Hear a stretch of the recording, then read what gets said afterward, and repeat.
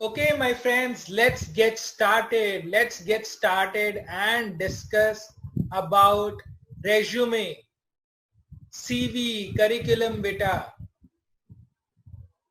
Now, what is a resume? I will actually make it very simple for each and every one of you present here. Resume. Anyone looking for a job search or anyone looking for an enhancement in their career, that is where the need of a resume arises. Now, it is very, very integral to have the right resume. The right resume is something which is having all the qualities, characteristics to attract the attention and the intention to be employable for that recruiter. Okay, it should attract the eyeballs of the recruiter. Keep it very simple. Now, definition wise, a resume is created for a potential employer so that they can actually quickly glance at your skill sets and work experience. Hence, be very true to yourself, and the resume should reflect nothing but your own skill sets and experience. And hence, it is a face of the candidate's skill and the work experience. Okay, hope this is very clear, the right resume and the definition of a resume. Now, resume, how does it look like? What are the key elements while we talk about the structure of a resume? The most important point out here before we go ahead with the structure is keep it very simple. Keep it simple, silly. There was an advertisement, you must all recollect, by Ranbir Kapoor for Tata Docomo. I'm actually repeating the same. All right, coming back to the structure. Contact details. The basic things like name, email address, phone number, your address, and the LinkedIn URL. These are the most important things to be specified when I talk about the contact details. You should make yourself approachable.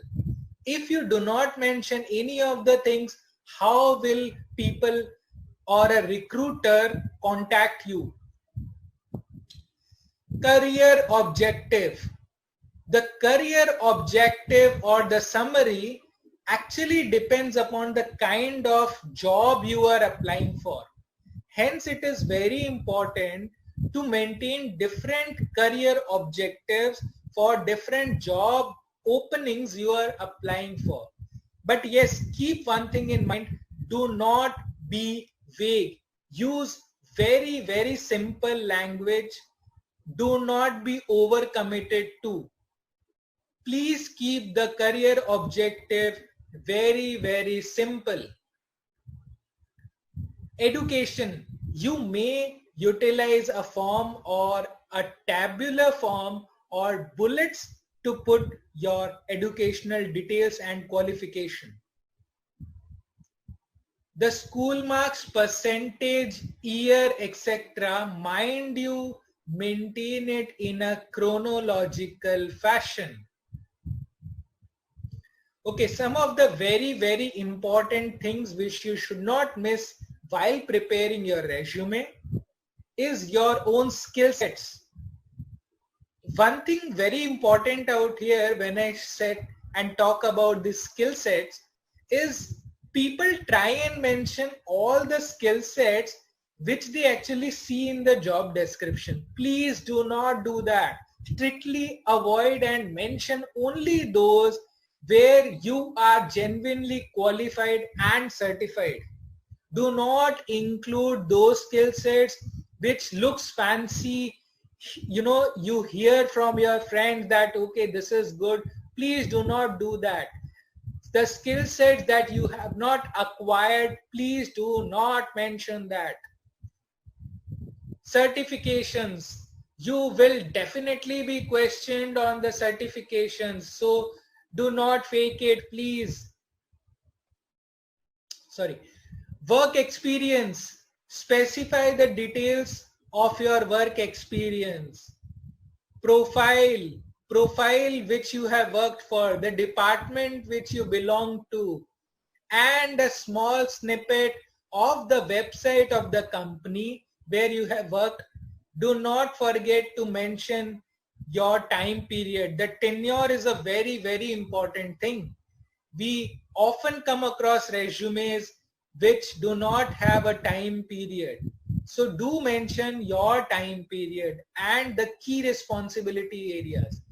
Having said all these things, you need to put all these things in a very, limited space. So keep it short and simple. Personal details. You do mention about your things like your nationality, date of birth, the address, the languages known, your hobbies, and references is not very much mandatory though, but still if you want, you can put that.